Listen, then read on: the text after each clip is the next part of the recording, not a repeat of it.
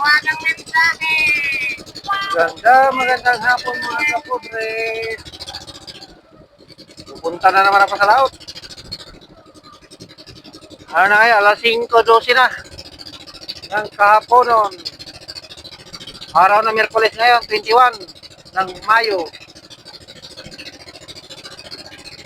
Kagabi, ano lang. Nahuli ko kagabi, napatigilo ko. 8.9 kilos lang. Yung kamarong. Buti na rin kasi nakahuli rin ako ng higi. Maliit lang din, ano lang. 3.3 kilos lang.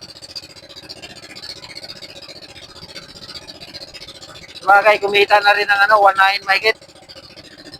Hindi na masama kasi malinis na talaga yung malinis ko doon nakita. 1.5 na. Okay na yun kaysa mag-construction ako. Mag-construction ako isang araw. Pinakamataas na siguro yan. Kung may overtime, mabot siguro ng mga 1.1, 1.2. Pero pag walang overtime, hanggang yung iba, nagbibigay lang ng 800 ang araw. 900. Ayun, lang ang araw mo.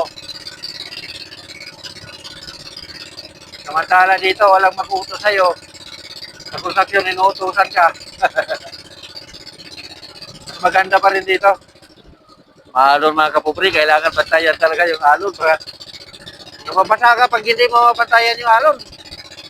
Ayun o, maalon-alon. Pag hindi mo mabantayan, tatapunan ka ng kagat. Kailangan alerto yung mata mo.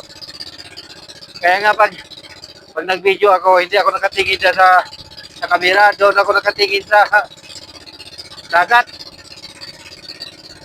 Pasipat-sipat lang yung mata ko kasi pag hindi mo mabantayan yan, makakaligo ka.